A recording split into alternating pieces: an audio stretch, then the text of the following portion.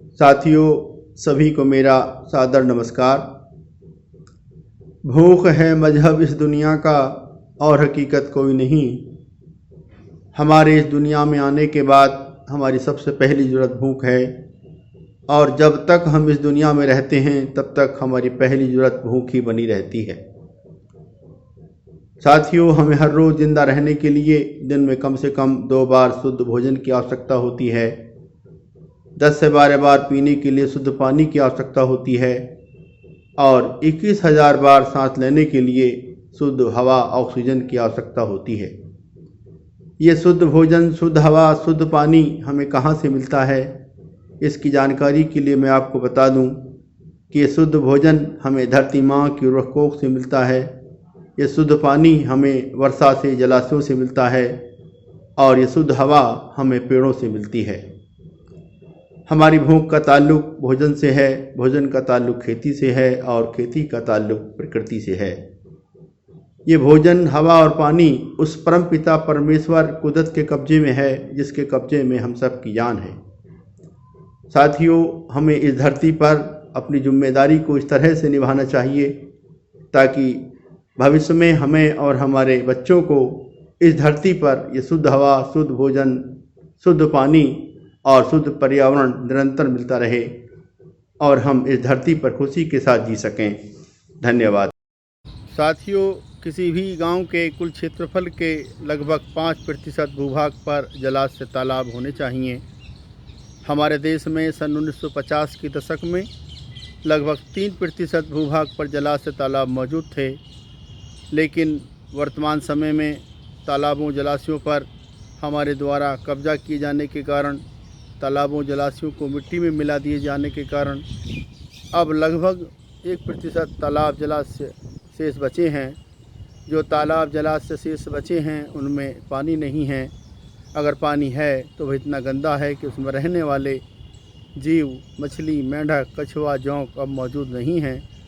हमें चाहिए कि हम अपने गांव, कस्बों, शहरों में अपने जलाशयों, तालाबों को पुनर्जीवित करें।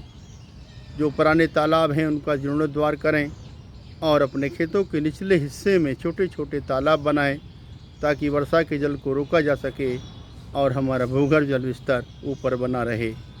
धन्यवाद। साथियों, हमारे गांव के कुल क्षेत्रफल के लगभग 33% भूभाग पेड़ों से ढका होना चाहिए। सन 1950 के दशक में हमारे देश में जब हमारे बुजुर्ग इस धरती पर खेती करते थे, उस समय कुल क्षेत्रफल का लगभग 26% पेड़ों से आच्छादित था। लेकिन हमारे द्वारा पेड़ काटे जाने के कारण, जंगलों को काटकर बिल्डिंगों के जंगल बनाए जाने के कारण आज हमारे पास मात्र लगभग 7% वन क्षेत्र शेष बचे हैं। हमारे पास वन क्षेत्र तो हैं मगर उनमें पेड़ नहीं हैं। कम पेड़ होने की वजह से, कम जंगल होने की वजह से वर्षा असामान्य और कम हो रही है। हमें चाहिए कि हम अपने गांव के खेत खलिहानों में, तालाबों के किनारे, सड़क के किनारे, रेलवे लाइन के किनारे, अपने स्कूल कॉलेजों में और जहां कहीं खाली स्थान मिले वहां पर समय रहते पेड़ लगाएं, अर्थात वृक्षारोपण करें। इसी में हमारी भलाई है। धन्यवाद। साथियों, बड़े अफसोस के साथ कहना पड़ रहा है कि मौजूदा वक्त में हम और हमारे बच्चे अच्छे से अच्छा खाना तो चाहते हैं मगर खेती नहीं करनी चाहते, बल्कि खेती के बदले किसी जूते वाले की दुकान पर, किसी परचून की दुकान पर या किसी मैकेनिक की दुकान पर नौकरी करनी चाहते हैं और उस नौकरी के बदले जो पैसा मिलता है उस पैसे से किसी मॉल या रेस्टोरेंट से जैविक खाना लाकर खाना चाहते हैं और पॉलीथीन को यह समझकर नाली में फेंक देते हैं कि जिसने यह सफाई अभियान चलाया है वह इस नाले की सफाई कर देगा। हमारे और आपके लिए ये बहुत ही अफसोसजनक बात है। साथियों, ये खेती आज नहीं तो कल, हमें नहीं तो हमारे बच्चों को ज़रूर करनी पड़ेगी, क्योंकि खेती से ही हमारी रोज़मर्रा की ज़रूरतें पूरी होती हैं। धन्यवाद।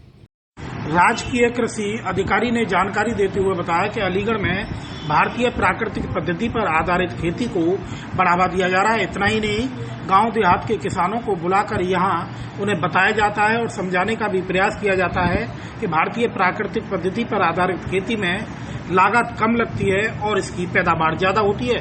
इसलिए देश के प्रधानमंत्री मोदी जी का सपना है कि इस भारतीय प्राकृतिक पद्धति पर आधारित खेती को बढ़ावा दिया जाए। खेती हमारे यहाँ 2 साल से भारतीय प्राकृतिक कृषि पद्धति के तहत प्राकृतिक रूप से खेती की जा रही है और ये प्राकृतिक खेती पूरी तरह से प्रकृति के ऊपर आधारित है।